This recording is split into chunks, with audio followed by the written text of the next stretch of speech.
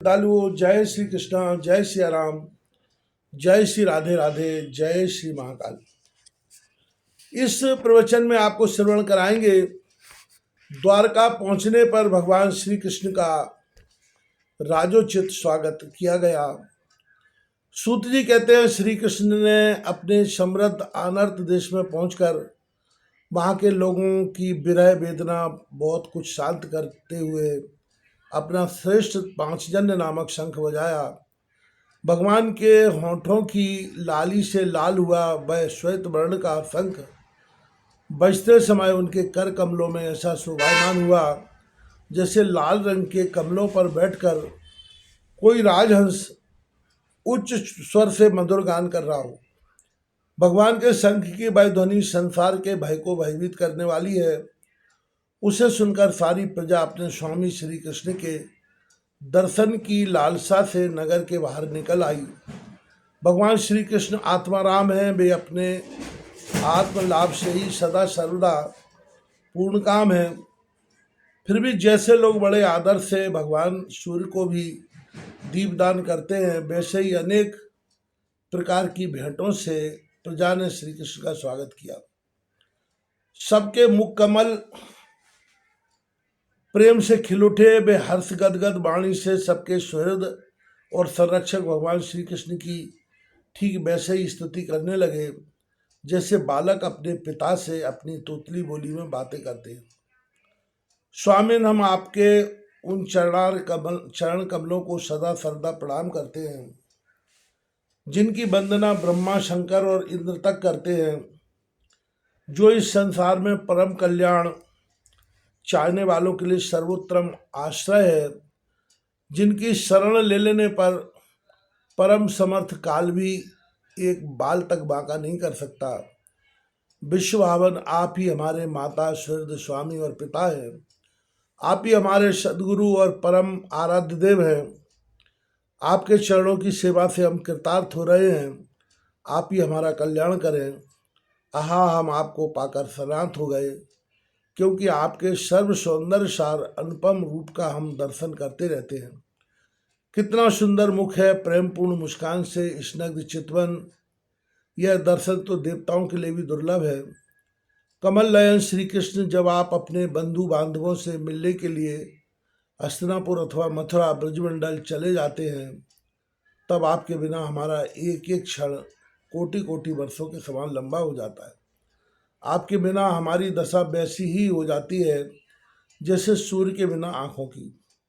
भक्तवत्सल भगवान श्री कृष्ण प्रजा के मुख से ऐसे वचन सुनते हुए और अपनी कृपामयी दृष्टि से उन पर अनुग्रह की वृष्टि करते हुए द्वारका में प्रविष्ट हुए।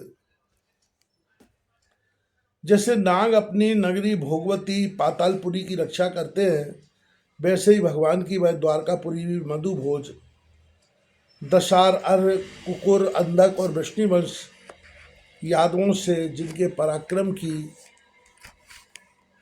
तुलना और किसी से नहीं की जा सकती, सुरक्षित थी।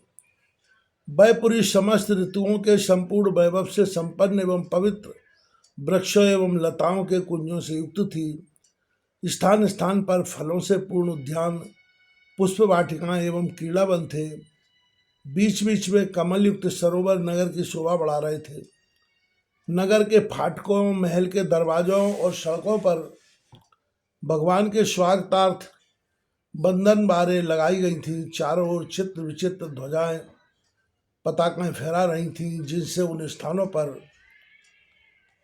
घाम का कोई प्रभाव नहीं पड़ता था। उसके राजमार्ग, अन्य सड़कें, बाजार और चौक झाड़ फुहार कर सुगंधित जल से सींच दिए गए थे और भगवान के स्वागत के लिए बरसाए हुए फूल, फल, अक्षत, अंकुर चारों ओर बिखरे हुए थे।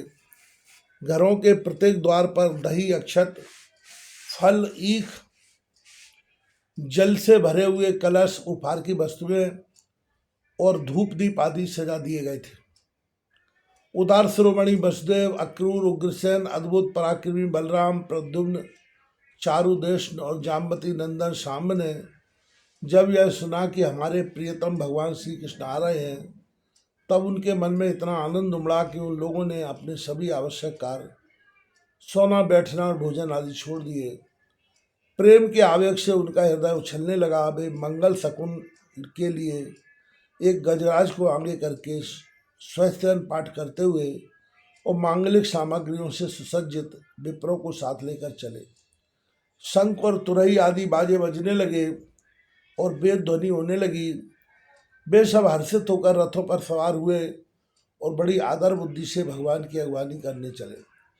साथ ही भगवान श्री कृष्ण के दर्शन के लिए उत्सुक सैकड़ों श्रेष्ठ वीरांगनाएं, जिनके मुख कपोलों पर चमचमाते हुए कुंडलों की कांति पड़ने से बड़े सुंदर दिखते थे, पालकियों पर चढ़कर भगवान की अगवानी के लिए चली। बहुत से नट, नाचने वाले, गाने वाले, बिरध, बखानने वाले, सूत, मांगद और बंदीजन भगवान श्री कृष्ण के अद्भुत चरित्रों का गायन करते हुए चले। भगवान श्री कृष्ण ने बंधु बांधवों, नागरिकों और सेवकों से उनकी योग्यता के अनुसार अलग अलग मिलकर सबका सम्मान किया। किसी को सिर झुकाकर प्रणाम किया, किसी को वाणी से अभिवादन किया, किसी को हृदय से लगाया, किसी से हाथ मिलाया और किसी की ओर देखकर मुस्कुरा भर दिया और किसी को केवल प्रेम भरी दृष्टि से देख लिया। जिसकी जो इच्छा थी उसे वही वरदान दिया। इस प्रकार चांडाल पर्यंत सबको संतुष्ट करके गुरुजन सपत्नीक, विप्र और वृद्धों का तथा दूसरे लोगों का भी आशीर्वाद ग्रहण करते एवं बंदीजनों से वृद्धावली सुनते हुए सबके साथ भगवान श्री कृष्ण ने नगर में प्रवेश किया। सोनक जी, जिस समय भगवान राजमार्ग से जा रहे थे उस समय द्वारका की कुल कामनियों भगवान के दर्शन को ही परमानंद मानकर अपनी अपनी अटारियों पर चढ़ गईं। भगवान का बक्षस्थल मूर्तिमान सुंदर लक्ष्मी का निवास स्थान है। उनका मुखारविंद नेत्रों के द्वारा पान करने के लिए सौंदर्य सुवास से भरा हुआ पात्र है। उनकी भुजाएं लोकपालों को भी शक्ति देने वाली हैं। उनके चरण कमल भक्त परमहंसों के आश्रय हैं। उनके अंग अंग शोभा के धाम में भगवान की इस छवि को द्वारकावासी नित्य निरंतर निहारते रहते हैं। फिर भी उनकी आंखें एक क्षण के लिए भी तृप्त नहीं होती। द्वारका के राजपथ पर भगवान श्री कृष्ण के ऊपर श्वेत वर्ण का छत्र तना हुआ था। श्वेत चवर डुलाए जा रहे थे। चारों ओर से पुष्पों की वर्षा हो रही थी। वे पीताम्बर और वनमाला धारण किए हुए थे। इस समय वे ऐसे शोभायमान हुए मानो श्याम मेघ एक ही साथ सूर्य, चंद्रमा, इंद्रधनुष और बिजली से शोभायमान है। भगवान सबसे पहले अपने माता पिता के महल में गए। वहाँ उन्होंने बड़े आनंद से देवकी आदि सातों माताओं के चरणों पर सिर रखकर प्रणाम किया और माताओं ने उन्हें अपने हृदय से लगाकर गोद में बैठा लिया। स्नेह के कारण उनके स्तनों से दूध की धारा बहने लगी। उनका हृदय हर्ष से विहल हो गया और वे आनंद के आंसुओं से उनका अभिषेक करने लगे। माताओं से आज्ञा लेकर वे अपने समस्त भोग सामग्रियों से संपन्न सर्वश्रेष्ठ भवन में गए। उसमें 16,000 पतियों के अलग अलग वाहन थे।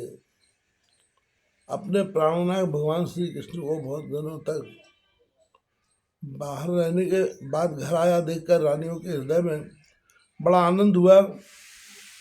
उन्हें अपने निकट देखकर वे एकाएक ध्यान छोड़कर उठ खड़ी हुई। उन्होंने केवल आसनों को ही नहीं बल्कि उन नियमों को भी त्याग दिया जिन्हें उन्होंने पति के प्रवासी होने पर ग्रहण किया था। उस समय उनके मुख और नेत्रों में लज्जा छा गई थी। धनवान के प्रति उनका भाव बड़ा ही गंभीर था। उन्होंने पहले मन ही मन फिर नेत्रों के द्वारा तत्पश्चात पुत्रों के बहाने शरीर से उनका आलिंगन किया। सोनक जी, उस समय उनके नेत्रों में जो प्रेम आंसू झलक आए थे, उन्हें संकोच वश उन्होंने बहुत रोका। फिर भी विवशता के कारण वे ढलक ही गए। यद्यपि भगवान श्री कृष्ण एकांत में सर्वदा ही उनके पास रहते थे, तथापि उनके चरण कमल उन्हें पद पद पर नए नए जान पड़ते थे। भला स्वभाव से ही चंचल लक्ष्मी, जिन्हें एक क्षण के लिए भी कभी नहीं छोड़ती, उनकी सन्निधि से किस स्त्री पुरुष को तृप्ति हो सकती है। जैसे वायु बांस के संघर्ष से दावानल पैदा करके उन्हें जला देती है, वैसे ही पृथ्वी के भार रूप और शक्तिशाली राजाओं में परस्पर फूट डालकर बिना शस्त्र ग्रहण किए ही भगवान श्री कृष्ण ने उन्हें कई अक्षणी सेना सहित एक दूसरे से मरवा डाला, और उसके बाद आप भी उपराम हो गए। साक्षात परमेश्वर ही अपनी लीला से इस मनुष्य लोक में अवतीर्ण हुए थे, और सहस्त्रों रमणीय रत्नों में रहकर उन्होंने साधारण मनुष्य की तरह क्रीड़ा की। उनकी निर्मल और मधुर हंसी उनके हृदय के उन्मुक्त भावों को सूचित करने वाली थी, जिनकी लजीली चितवन की चोट से बेसुध होकर विश्व विजयी कामदेव ने भी अपने धनुष का परित्याग कर दिया था। वे कमनियां अपने काम विलासों से जिनके मन में तनिक भी छूट पैदा नहीं कर सकी, उन असंख्य भगवान श्री कृष्ण को संसार के लोग अपने ही समान कर्म देखकर आसक्त मनुष्य समझते हैं, यह उनकी मूर्खता है।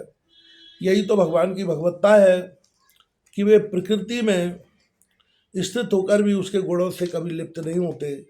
जैसे भगवान की शरणागति बुद्धि अपने में रहने वाले प्राकृतिक गुणों में लिप्त नहीं होती,